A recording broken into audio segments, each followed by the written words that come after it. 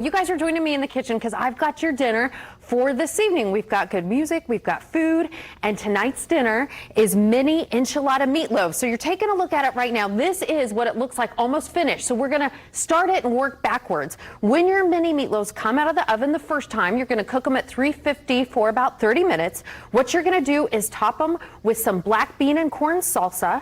So I just wanted to kind of walk you through this process, and then we're going to put it in the oven together and start from scratch so you can see the whole thing. So you top them with some black bean and corn salsa, a little bit of Mexican blend cheese, or whatever you have on hand. You guys know me, I'm not picky. I think you should do what works for your family.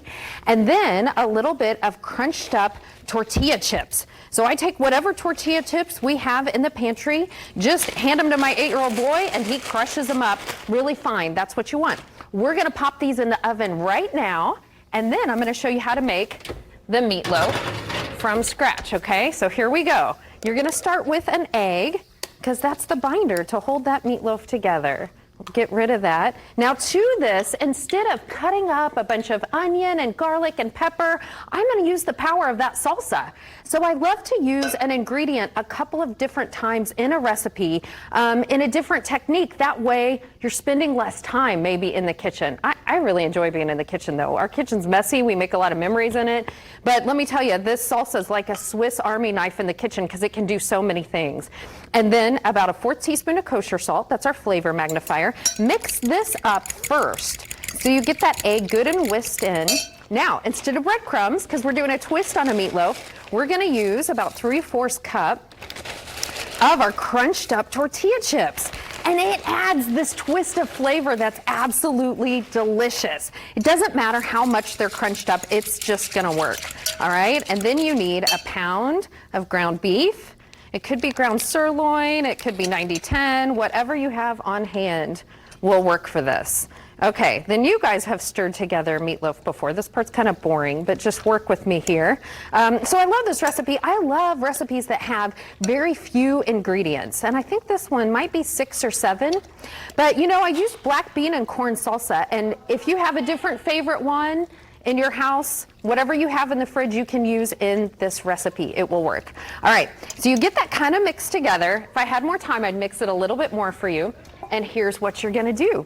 You're gonna take some green enchilada sauce, just your favorite jar of it, pour it into a 9x13 pan, the whole thing, there we go.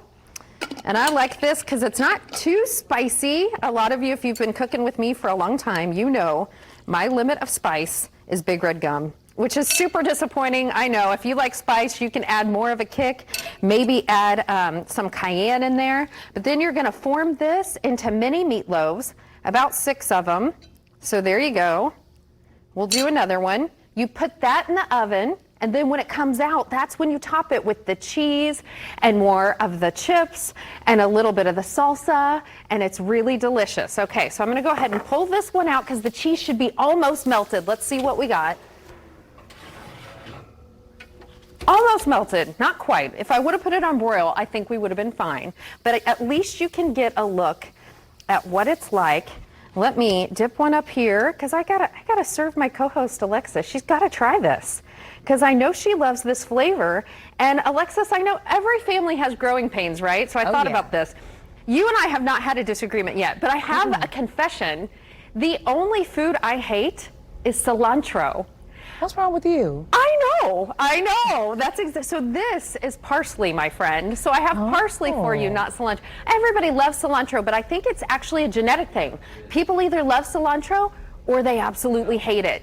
And I'm a hater. Phil's over here saying that he can't stand cilantro either. I'll take all of your cilantro and I'll take your parsley. Why? Because food is my virtue and my vice, my friend. So I'm excited to taste this. Good. I'm bringing you some right now. Wonderful.